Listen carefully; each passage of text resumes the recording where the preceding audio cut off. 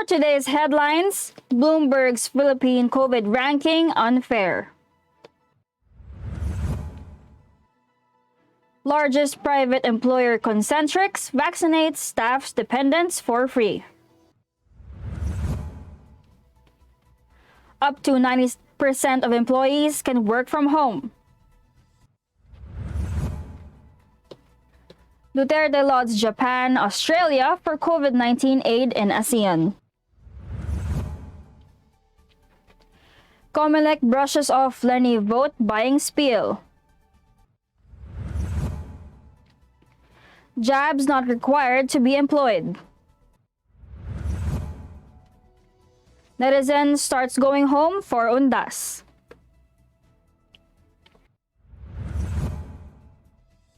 Good morning, I am Venice Bautista and this is Tribune News on Q. Today is October 29, 2021, and these are the latest news this Friday morning.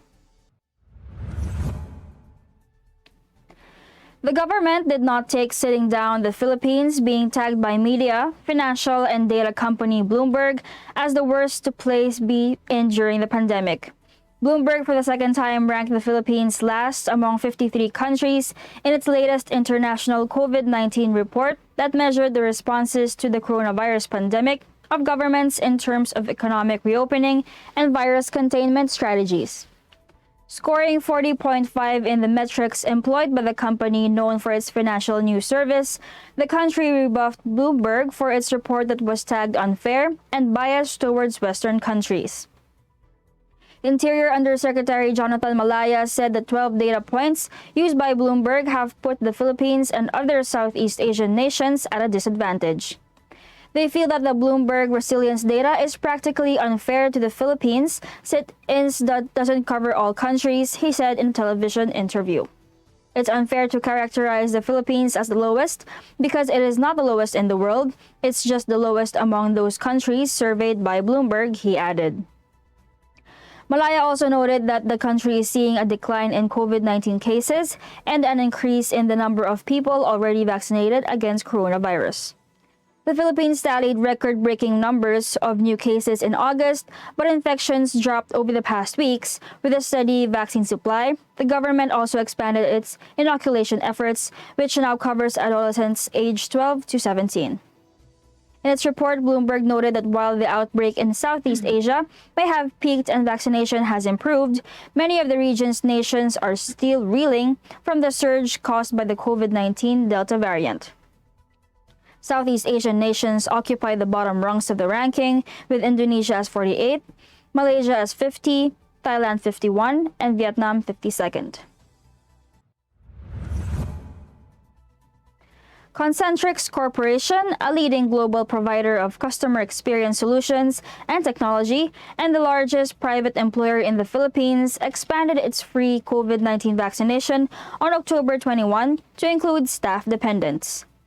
Earlier this year, Concentrix was among the first private companies to announce its commitment to provide free vaccination for its approximately 100,000 staff nationwide as a voluntary and optional benefit.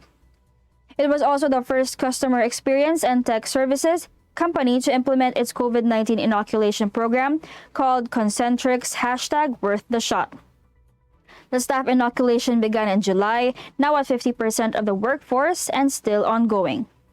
As vaccine supply stabilized, Concentrix has now expanded free vaccination to staff's dependents who also volunteer.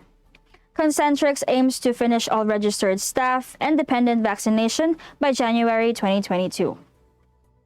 For its staff-focused initiatives and continued employment growth, Concentrix has been recognized in the Philippines and Asia, including being ICT Award's first recipient of the award for outstanding use of ICT services to fight COVID-19. It is also Best Company, Best Employer, Best BPO Contact Center, and Best Foreign-Owned Company for 2 years in a row, and as well as among the Philippines and Asia's Best Employer brands. The Philippine Economic Zone, or PEZA, Director General Charito Plaza said that they are following 90% of company employees to work from home. In an interview over our morning show Gising Na, she said that work from home is a business assistance and reliefs to keep the workforce safe from being exposed to COVID-19. Before the pandemic, enterprises are only allowed 30% of their employees to work from home, but now 90% of employees are allowed. However, before the pandemic, the policy is based on the gross revenue. Gross revenue ng company, 30% lang ang i-allow na work from home.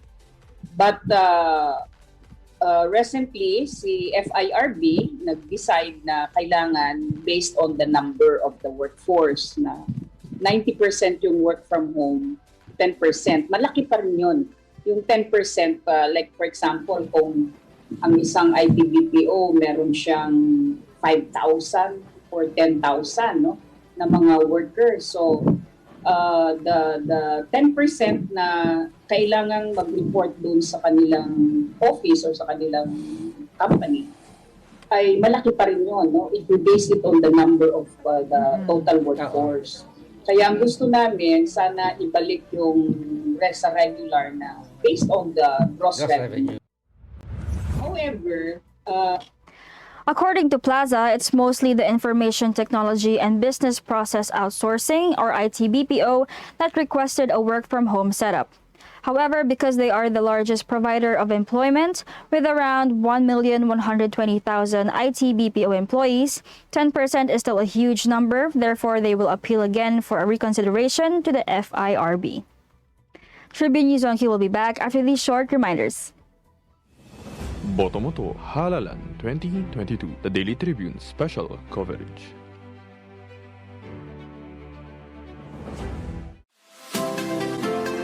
Magandang araw mga katribo! Narito na ang mga makakasama nyo tuwing umaga sa programang Gising Na. Roy Pelevelo, Comfy Manalo, Atty. Lia Badillo Crisostomo, Vernon Velasco, Kim Sancha at Jerk Balagtas.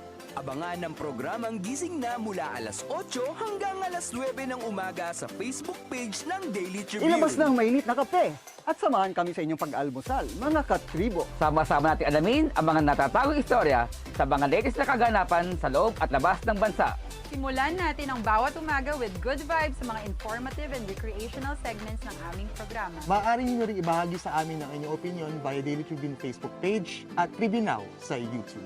Makichika na rin sa latest showbiz happenings, mga katribo. Kaya naman, magkita-kita po tayo mula Lunes hanggang Biyernes, alas 8 hanggang alas 9 ng umaga at magsama-sama po tayo sa Gising Na! Botomoto Halalan 2022, the Daily Tribune special coverage.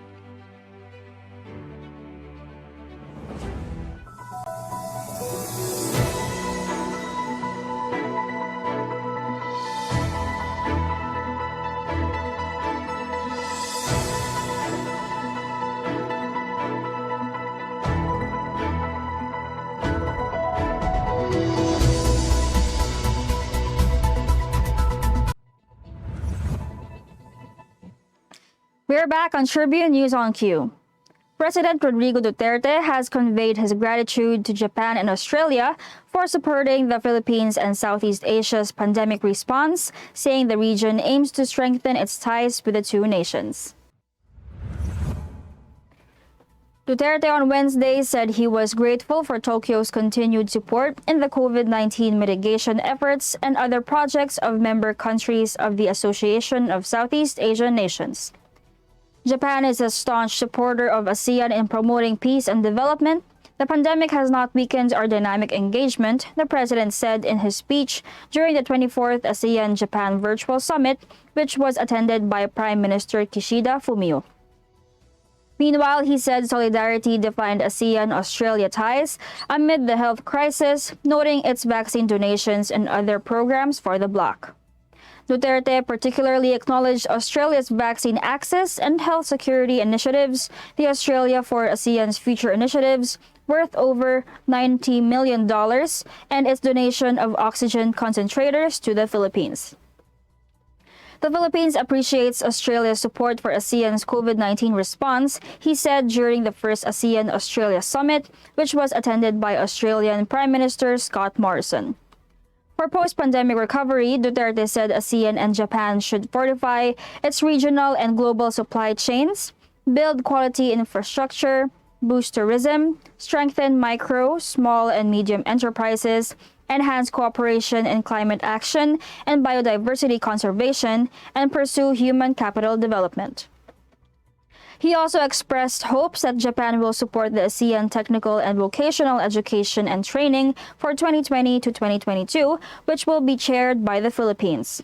The president likewise told Tokyo that the country is ready to be its co-chair with the third ASEAN Regional Forum workshop on maritime domain awareness. Meanwhile, Duterte said ASEAN and Australia should strengthen its economic ties through the Regional Comprehensive Economic Partnership and an upgraded ASEAN-Australia-New Zealand Free Trade Area. He said deeper collaboration in cybersecurity between the region and Australia should also be a priority, noting its importance in a vibrant digital economy under the new normal. The Commission on Elections on Thursday said that Vice President Leni Robredo cannot be held criminally liable for her remark that voters can accept the money offered by candidates but must vote according to their conscience. Comelec spokesperson James Jimenez said that he does not see any criminal liability on the part of Robredo arising from her remark that seemed to justify vote buying. Jimenez said he doesn't see any liability for her now. He thinks it is not something that should have been said, but in terms of criminal liability, he doesn't really see it. He was referring to the Vice President's comment in a forum with household workers earlier this week, where she was asked for advice on those who would encounter vote-buying incidents. Robredo said that she believes vote buying is wrong, but is looking at realities on the ground. It happens. Jimenez emphasized that if Robredo shall be held criminally liable, then it should mean that the poll body would also have to investigate all political aspirants who made similar comments on the issue. He admitted that political parties can use any defense to their advantage, especially if there's no concrete evidence of their intent to buy, but any candidate who gives money during the campaign period, on the other hand, will be examined, he said. The Department of Justice disclosed on Thursday that members of the Interagency Task Force have agreed that employers can't fire their unvaccinated workers or impose vaccination against the coronavirus disease 2019 as prerequisite for employment. DOJ Secretary Menardo Guevara, who is also a member of the IATF, stressed in the meeting held on October 26 that the COVID-19 Vaccination Program Act of 2021 was clear on the non-compulsory nature of vaccination as an additional requirement for employment. Unless amended or modified by Congress, it is the existing and applicable law, Guevara said. He also noted that there were no members of the IATF who expressed any different or contrary position. To recall, Guevara warned employers against violations of Section 12 of Republic Act 115251, stressing that vaccine cards shall not be considered as an additional mandatory requirement for educational, employment, and other similar government transaction purposes. The provision in the law after several business groups recommended the employment only of persons who have been vaccinated against COVID-19, he added. Tribune News on Q will be back. Stay with us. Botomoto Halalan 2022, the Daily Tribune special coverage.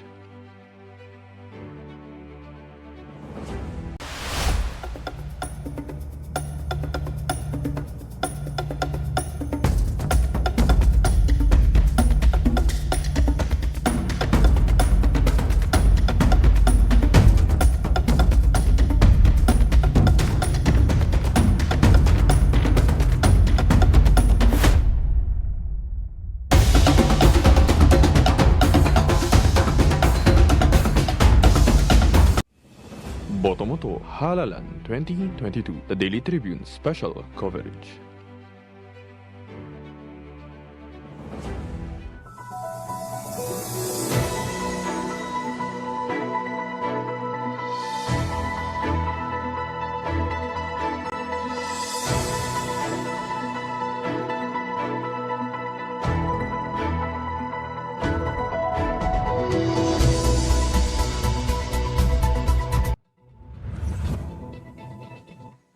You are still watching Tribune News on Q.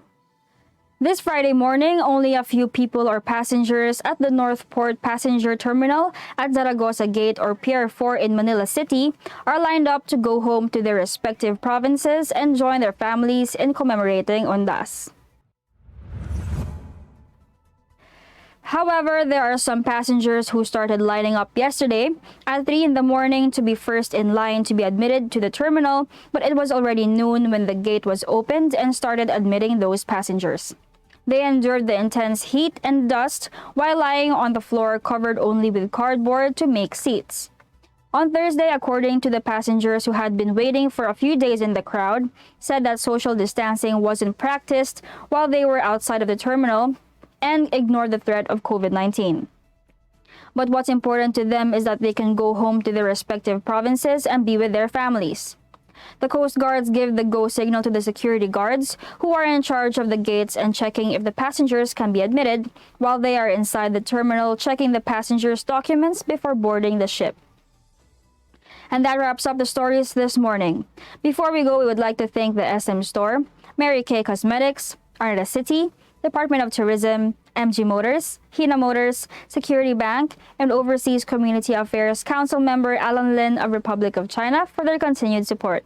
Again, this is Venice Bautista on Tribune News on Q, reminding you that we only have 57 days until Christmas. Stay safe, stay healthy, and stay at home. Good morning. Botomoto Halalan 2022, the Daily Tribune special coverage. Catch the latest news on our website, tribune.net.ph. Follow us on Facebook, Twitter, and Instagram. Subscribe to our YouTube channel, Tribune Now. Download the Daily Tribune app on Apple Store for iOS and Google Play for Android to get the latest and most comprehensive news online. Daily Tribune invites you to join its Viber community, Katribu, to get updates on the hottest news on politics, business, sports, lifestyle, and entertainment. Emoticons of the Tribune mascot Tarsito are available on our community Viber.